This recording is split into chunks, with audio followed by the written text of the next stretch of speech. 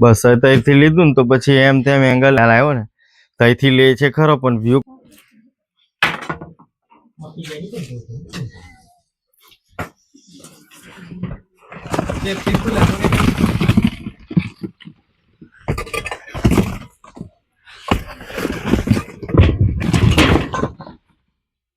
આ સોનાનું ઢગલું છે ને ઈ મેં કરાય.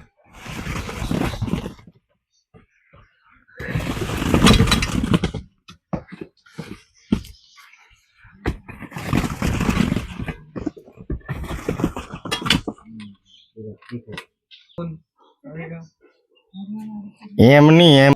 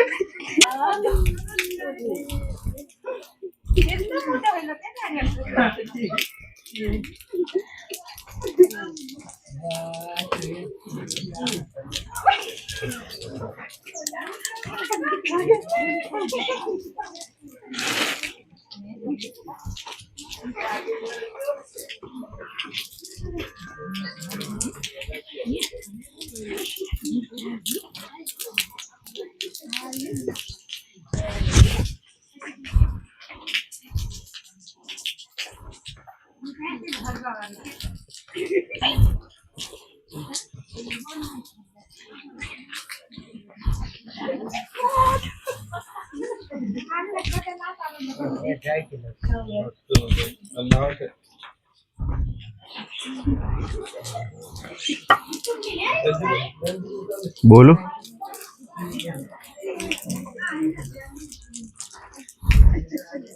જય મહાકાળી આપ સૌને. છોટાઉદેપુર જિલ્લાનો રહેવાસી આદિવાસી મેનસીબ તડવી વન્યજીવ રક્ષક આ વિડીયોના માધ્યમથી આપનું સ્વાગત કરું છું. અત્યારે પહોંચી ગયા છે ભીલપુર ગામે. ભીલપુર ગામનું તલાવડી ફર્યું છે. આ શું નામ ઘર માલિકનું? સુરેશભાઈ દલાભાઈ જેવા ઘર છે એમનું. એ ઘરનો આ જે ગાય ભેંસનો ચારો મૂકતો હોય ને જે બળતણ માટેના લાકડા અને લાટા જે હોય એ મૂકતા હોય એની અંદર આ ધામણ સાપ આવી ગયો હતો. લગભગ 6-7 ફૂટ લંબાઈ ધરાવતો આ ધામણ સાપ છે અને ખૂબ જ હેલ્ધી એવો. ખોરાકની ભરમાર હોય એટલે આ રીતે લંબાઈમાં અને શરીરમાં ઘણા મોટા એવા થઈ જતા હોય છે આ સાપ. આપ જોઈ શકો છો ખૂબ જ મોટો એવો ધામણ સાપ છે જેને આપણે અત્યારે આવી અને રેસ્ક્યુ કરી લીધો છે. જેતપુર પાવીથી લગભગ કેટલું હશે આશરે 15 કિલોમીટરના અંતરે આવેલું છે આ ગામ. ટેલિફોનિક જાણ થતાં હું અહીં આવી અને આ સાપને રેસ્ક્યુ કરી લીધો છે. દૂર રહેજો હા, બાઇટ કરશે ફટ દઈને છાટ ટેમ ઉડાડ દેશે. એટલો બધો ભરોસો નહીં કરતો એનો. ટોટી લંબાઈ દે ના હોય.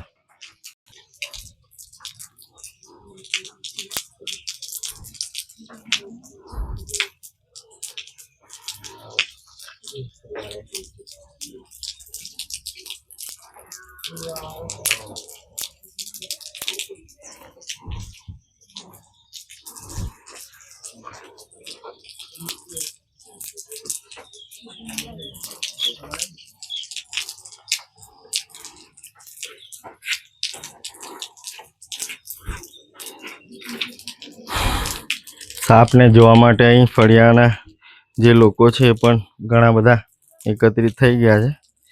લગભગ 2-3 કલાકથી આ સાપ ઘરની અંદર હતો એ 3 કલાક થયા હશે કે બધા રોજ આવતે લાગે રોજ જ આવે કે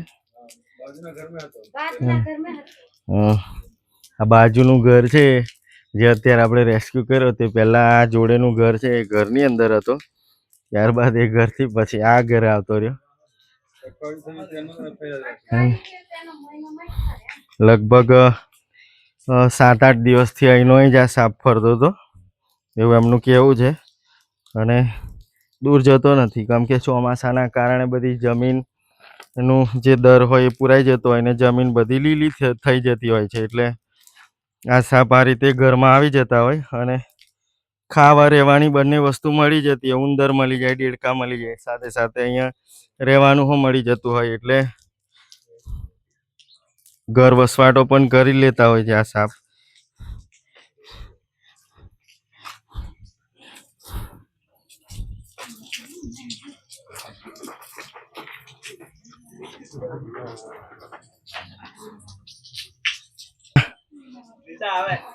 તો હવે એને એના નૈસર્ગિક વાતાવરણમાં મુક્ત કરવા માટે છોડવા માટે જંગલ જેવી જગ્યામાં આ થેલીની અંદર આપણે એને મૂકી દઈએ ત્યારબાદ એને એના નૈસર્ગિક વાતાવરણમાં મુક્ત કરી દઈશું